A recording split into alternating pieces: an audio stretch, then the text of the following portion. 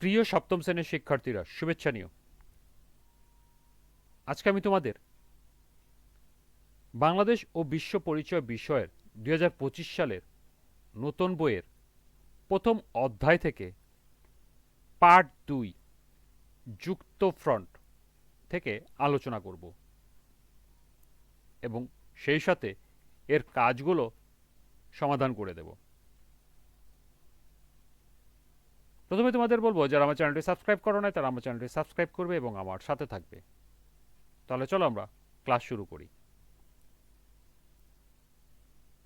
এই অংশগুলো তোমরা বাসায় ভালো করে রিডিং পড়ে নিও, কারণ এখান থেকে তোমাদের বিভিন্ন বহু নির্বাচনী প্রশ্ন থাকতে পারে।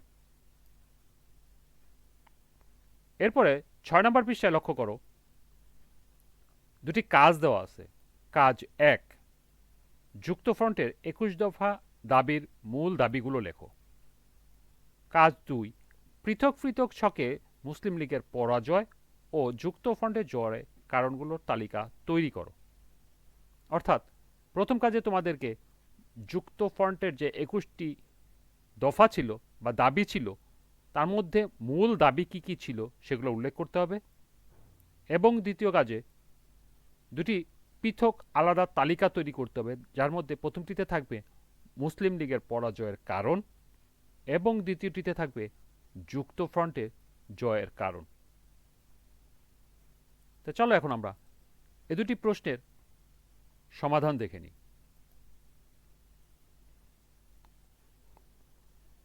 প্রথম কাজ ছিল যুক্তফ্রন্টের ২১ দফার মূল দাবিগুলো লিখো। এর সমাধান হবে, যুক্তফ্রন্টের ২১ দফা দাবির মূল দাবিগুলো নিম্নে উপস্থাপন করা হলো। ১, পাকিস্তানে রাষ্ট্রভাষা হিসাবে বাংলাকে স্বীকৃতি দিতে হবে। ২, জমিদারি এবং খাজনা আদায় প্রথা বন্ধ করতে হবে এবং বিনা ক্ষতিপূরণে ভূমিহীন কৃষকদের মধ্যে বাড়তি জমি বন্টন করতে হবে। ৩, পাট ব্যবসাকে জাতীয়করণ করতে হবে আর এই উদ্দেশ্যে এই ব্যবসাকে পূর্ববঙ্গ সরকারের অধীন রাখতে হবে, যাতে করে পাট চাষিরা পাটের মূল্য সঠিকভাবে পায়। ৪, কৃষির উন্নতির লক্ষ্যে সমবায় কৃষির ব্যবস্থার প্রচলন ঘটাতে হবে এবং কুটির শিল্প ও হস্তশিল্পকে উন্নত করার লক্ষ্যে সরকারকে আর্থিক সাহায্য করতে হবে। ৫, পূর্ববঙ্গের সর্বত্র প্রাথমিক শিক্ষাকে নারী পুরুষের নির্বিশেষে সকলের জন্য বাধ্যতামূলক এবং অবৈতনিক করতে হবে। এছাড়া শিক্ষকদের প্রাপ্ত ন্যায্য বেতন এবং ভাতার ব্যবস্থা করতে হবে। ৬, জননিরাপত্তামূলক আইন, অর্ডিন্যান্স প্রভৃতি যেসব নিয়মনীতি প্রচলিত আছে তা বন্ধ করতে হবে এবং তাদের মুক্তির ব্যবস্থা করতে হবে। ৭, বাংলাকে রাষ্ট্রভাষা হিসাবে প্রতিষ্ঠিত করার লক্ষ্যে যারা শহীদ হয়েছে তাদের স্মৃতিকে ধরে রাখার জন্য ঘটনাস্থলে একটি শহীদ মিনার স্থাপন করতে হবে। ৮, বাংলাকে রাষ্ট্রভাষা হিসেবে প্রতিষ্ঠিত করার উদ্দেশ্যে ২১শে ফেব্রুয়ারিকে শহীদ দিবস হিসেবে ঘোষণা করতে হবে।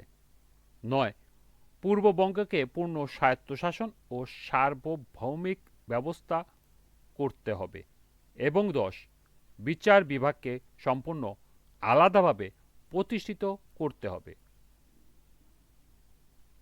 এই ছিল ২১ দফার মধ্যে মূল দাবিগুলো।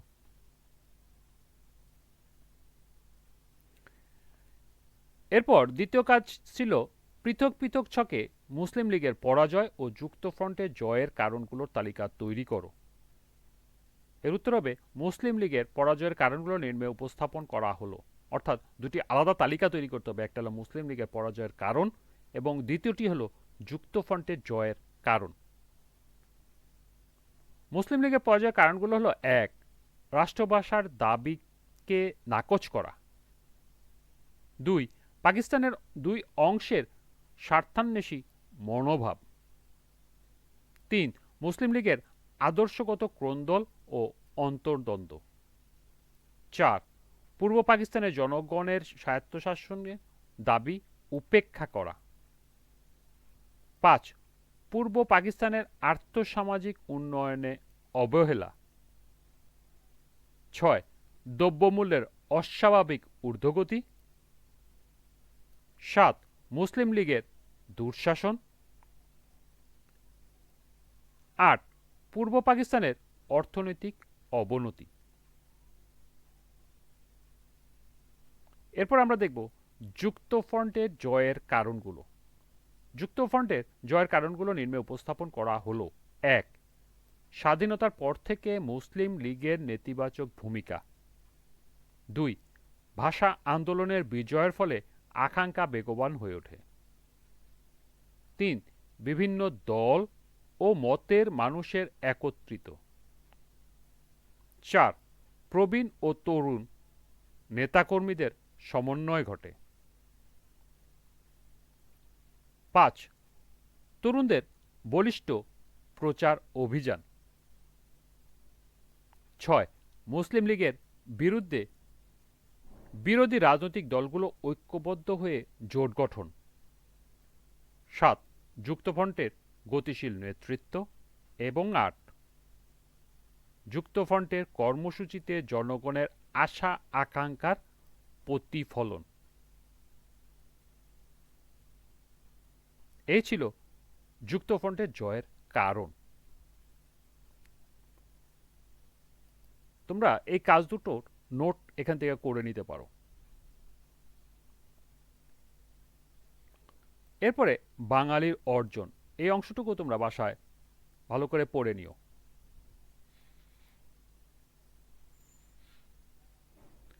এরপর পার্ট 3 6 দফা আন্দোলন। আজকের ক্লাসটি এ পর্যন্তই। পরবর্তী ক্লাস পার্ট 3 6 দফা আন্দোলন থেকে আলোচনা করব এবং এর বিভিন্ন কাজগুলো সমাধান করে দেব। সবাইকে আবারও বলছি, যারা আমার চ্যানেলটি সাবস্ক্রাইব করো নাই তারা আমার চ্যানেলটি সাবস্ক্রাইব করবে এবং আমার সাথে থাকবে। সবাইকে পরবর্তী ক্লাস দেখার আমন্ত্রণ জানিয়ে আজকের মতো আমি এখানেই বিদায় নিচ্ছি। আল্লাহ হাফেজ।